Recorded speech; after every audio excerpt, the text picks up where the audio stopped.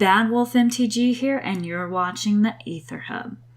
Last week we had the Pro Tour, and it brought to light some very interesting decks.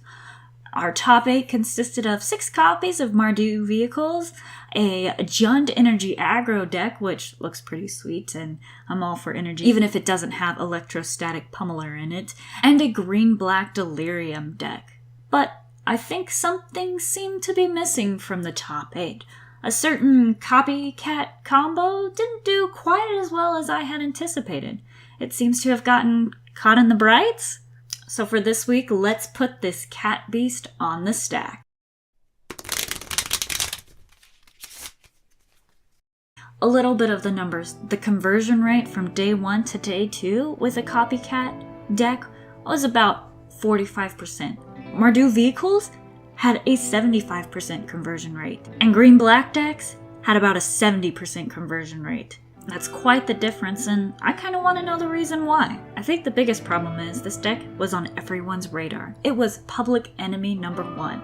If you couldn't handle and beat the copycat combo, then you shouldn't even be playing that deck. You need to switch decks and find something that can beat it, because it's either beat this deck or join it and play it. So those who chose to beat it practiced that matchup a lot and knew it inside and out because they were expecting to see it a lot. They fine-tuned their decks to beat this combo and to make sure they had ways to deal with it. This combo is very fragile, and there are lots of ways your opponent can disrupt it.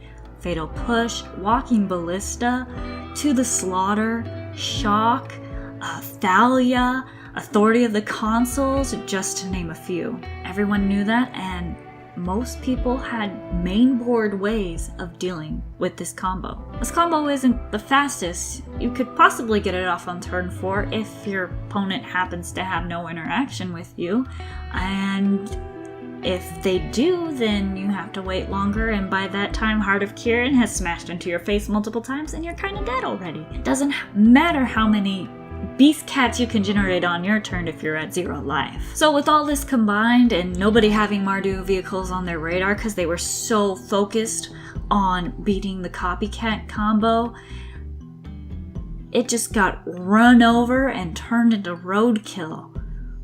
Ugh. But is this deck actually roadkill? I don't think so. I think people just had the hate for it this tournament, and as the metagame shifts and stuff, that hate will shift onto other things, aka Mardu Vehicles, as time goes by, and always shift to whatever deck is doing the best, and that just happened to be the deck that everyone was concerned about. So I think as the metagame shifts a little, we'll see more and more. The Pro Tour has always been a starting point for the standard metagame, and as we have more and more GPs and SCG opens and things like that, more FNMs and game days, we're going to see that metagame shift and move and fluctuate as we get to the point where things are solved. Once we get to that point, but it's going to take a while to get there. So let's pop this cat beast back off this stack. Like I said, I don't think it's dead yet. I think it just hasn't found the perfect little shell for it, and to be honest, I don't know when that'll be. Maybe it won't be until Amonkhet. The Egyptians did worship cats, you know. If you like this video, show your support by sharing, commenting, liking, and subscribing to the Aether Hub.